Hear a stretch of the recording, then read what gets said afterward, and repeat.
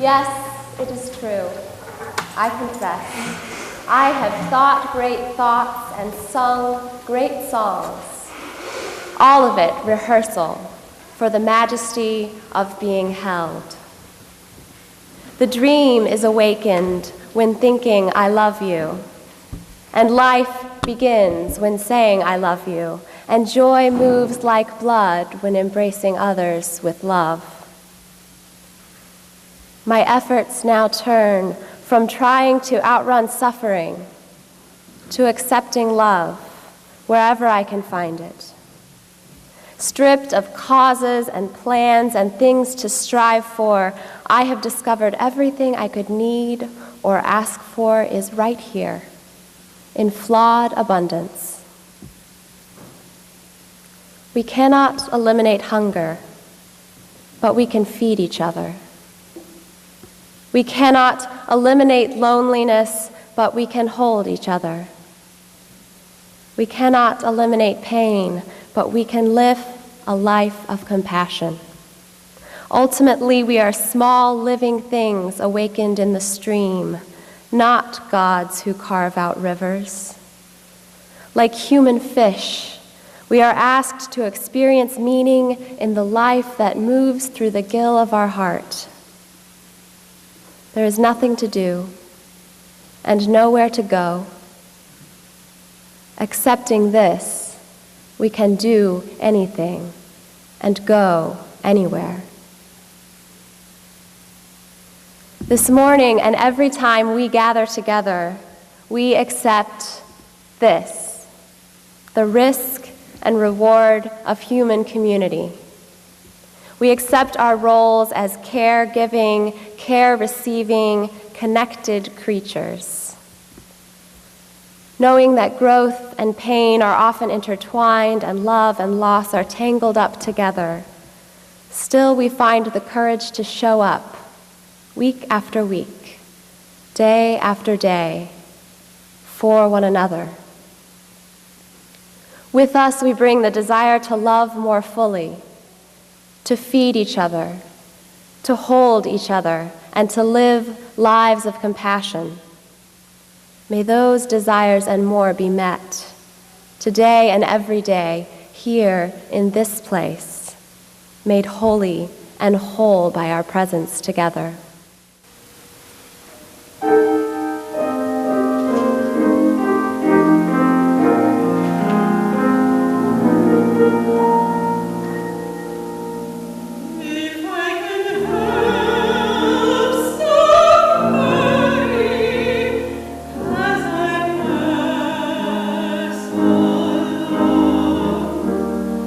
If I can cheer somebody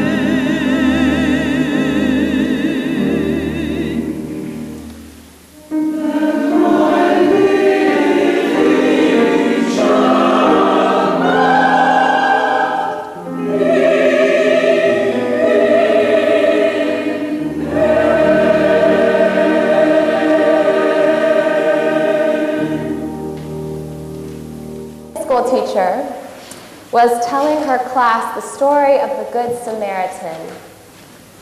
And she was really doing it up, describing the situation in vivid detail so her students could visualize the scene. The vicious beating, the blood and gore. She threw in a few broken teeth for good measure. And then she asked the class, if you saw a person lying on the roadside all wounded and bleeding, what would you do?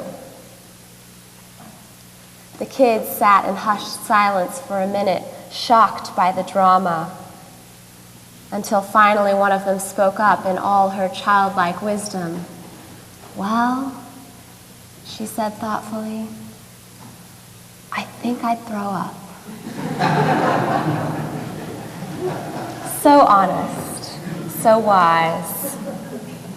An appropriate answer to the teacher's question, which was a good question, but not the only one. When asked what we generally would do, if we were brutally honest with ourselves, we might all admit that many times we would keep walking, out of fear or out of uncertainty. What's happening over there on the other side of the road? I'm not sure I want to find out. But there's another question. What is the story saying we should do? It seems fairly clear. Overcome the fear. Know that the mandate to care is clear and certain. Love your neighbor, every neighbor, no matter what. But there is also real danger in the text. All of these men were traveling a notoriously dangerous road between Jerusalem and Jericho. But it was the most dangerous to the Samaritan. Because his people were hated by the Jews, he was essentially behind enemy lines, a stranger in hostile territory. Beyond that, the common interpretation holds that the beaten man by the side of the road was a Jew. Had he been anything less than direly injured, he might have lashed out at the Samaritan for even approaching. And who knows how the local population would perceive a Samaritan with a half-dead Jew on the back of his donkey. Suffice to say, all of the wrong suspicions would be aroused. And so it is not only compassion, but courageous compassion that we speak of today. This story is of caregiving in the face of real and present danger. The command to love your neighbor, we learn, is not entirely comfortable. It does not always feel safe. The real calling of the story is to a far more radical kind of love and connection than the norm. And as we recognize the radical love of the Samaritan, we must also recognize the risk. We have all been the priest or the Levite walking by, have all been the beaten man by the side of the road. And yes, we've all been the Samaritan too in our time. We've walked by rejecting invitations to connection. We see a situation that makes us uncomfortable and we ignore it. We sit on the T or the train, watching over our book as the person by the door cries quietly into her coffee, and we wish we had the courage to reach out. But then a friend has asked us how we're doing on a bad day, and meant it, and not taken a quivering fine for an answer, and so we know compassionate love. Loved ones have sat with us in our grief and fear when nothing could be fixed, but their caring presence helped nonetheless. And then every now and then we hear the simple refrain, if I can help somebody as I journey through this world, then my living will not be in vain. And then we find courage too. The courage to go be with a friend, newly dealing with a scary diagnosis, even though we're scared for her and scared that we will do or say the wrong thing. The courage to comfort a child even when we are uncertain ourselves. The courage to walk toward someone in need instead of crossing to the other side of the street. We have had that courage. And we have witnessed, too, courageous love in unexpected connection. I think of a time several years ago when I walked into a church in Cambridge feeling worn down and full of grief. That particular Sunday morning, something opened up inside of me.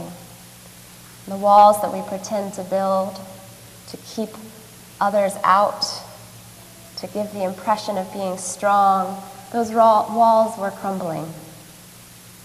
And as we rose to sing the first hymn, I started to cry. The man in front of me turned around. His layered clothes were stained with weather and wear, and I could see his belongings next to him in the pew in plastic shopping bags. His eyes knew far better than mine the hardness, the danger of the world. But he reached out to me. He touched my hand and smiled in an expression that could only say, "It's okay." And then he turned back around to sing, just a quiet moment, an unexpected gesture of courageous love.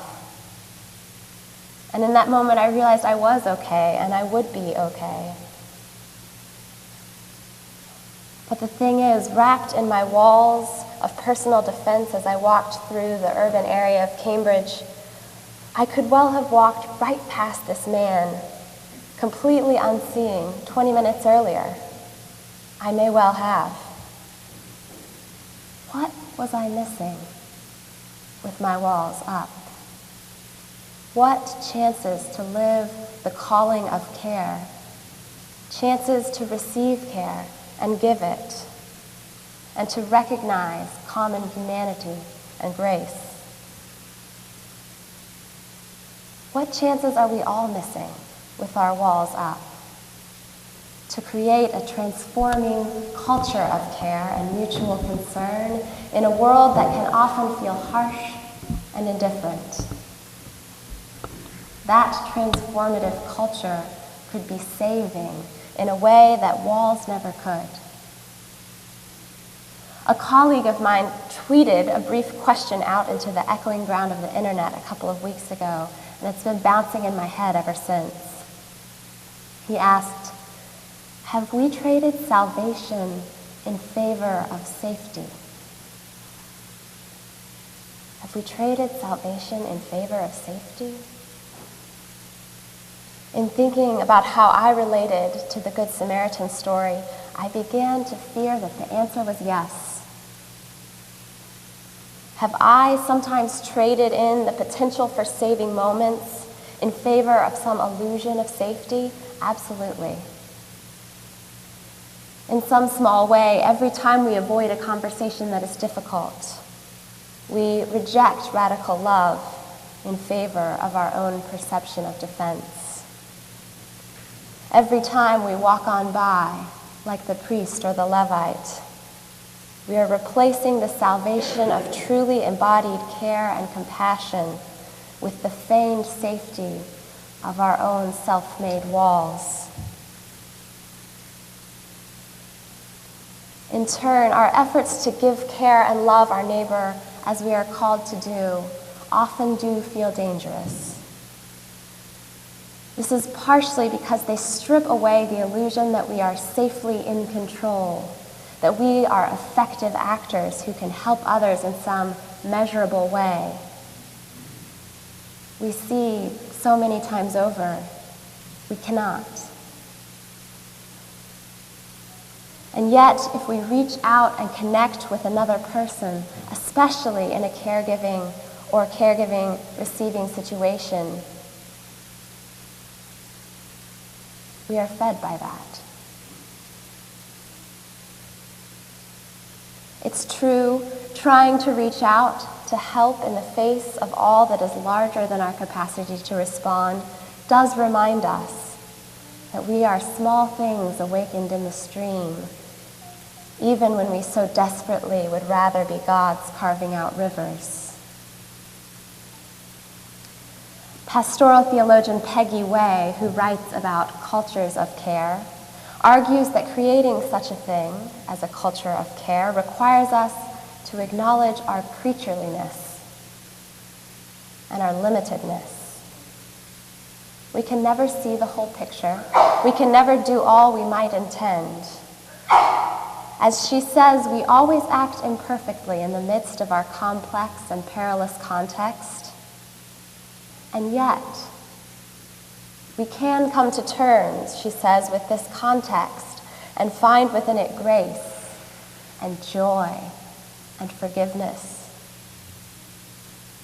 Human creatures are gloriously endowed with capacities for freedom and moral discernment, she says.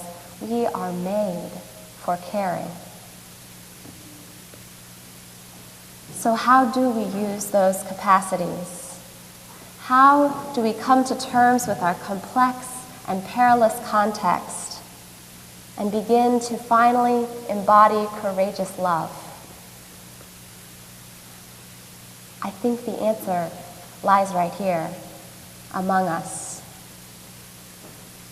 So often the job of religious community is simply to take courage and move together from would to should, from the world the way it is to the world the way it can be. Here in this place, we find a safe and sacred testing ground where we can learn and practice the risk and the reward of human community.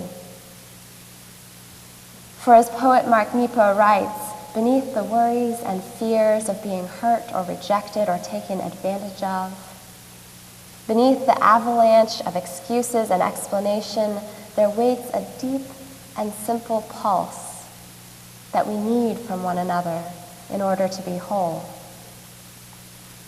That pulse beats strong and steady in this community. This place acknowledges the complexity in the world, the pain and joy that are mingled, the love and the loss, and it asks us still to be present to one another, to practice radical love, and to connect amidst it all. Even when we're scared of what it might cost us, when we think we have nothing much at all to give, when we'd rather just keep walking because it's what we know, our community of faith calls us insistently to what we can be. It says, let go of all that holds you apart. Let those walls crumble. Everything you need is right here, right in this room, in flawed abundance. What you need is in you. What you need is in the person sitting next to you. It's all right here.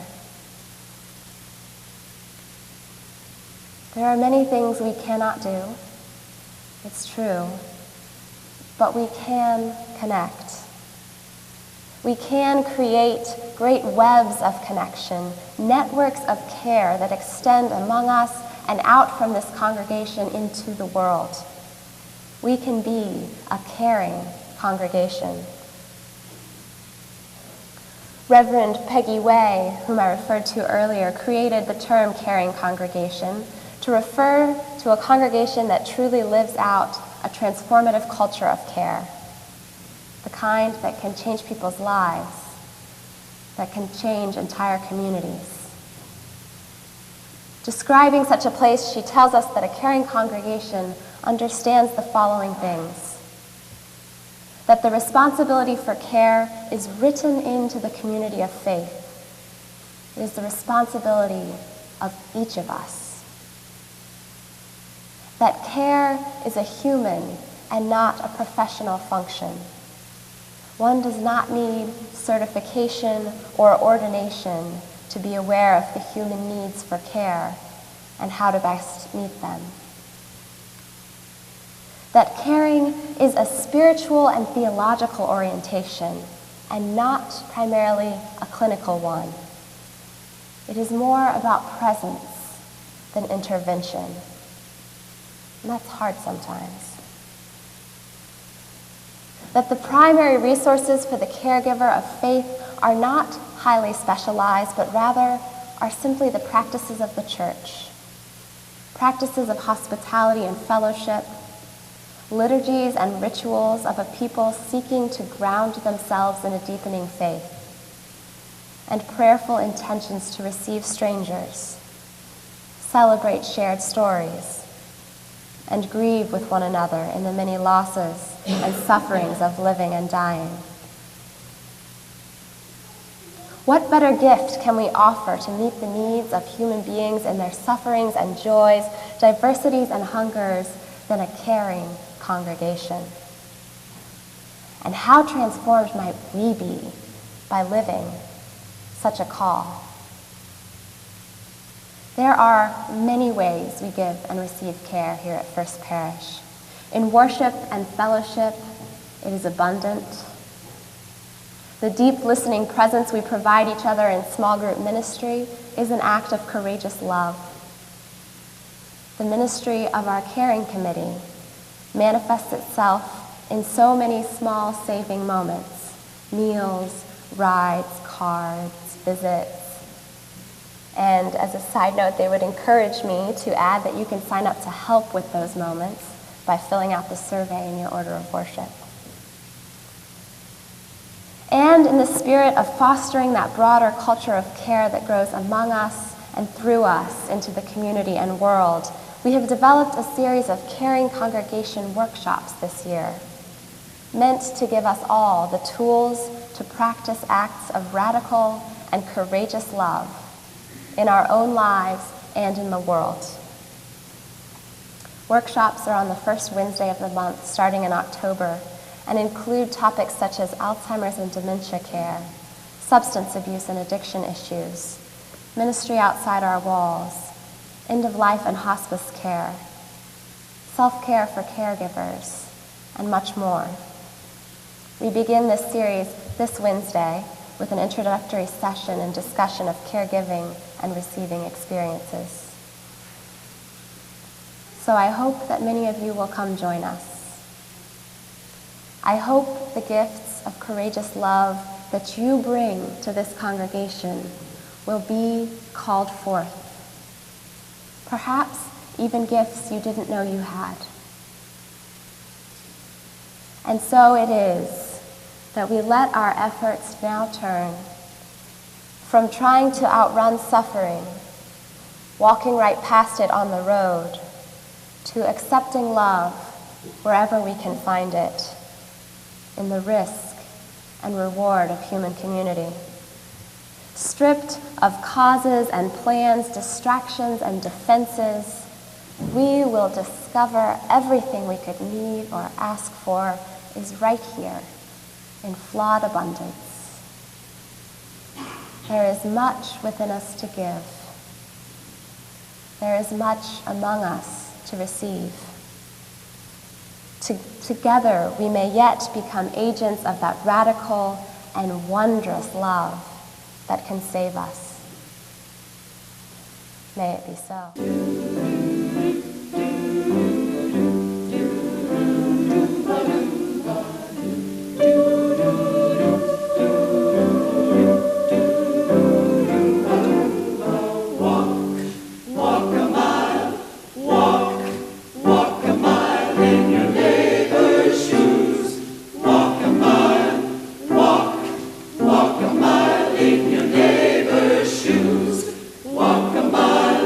Walk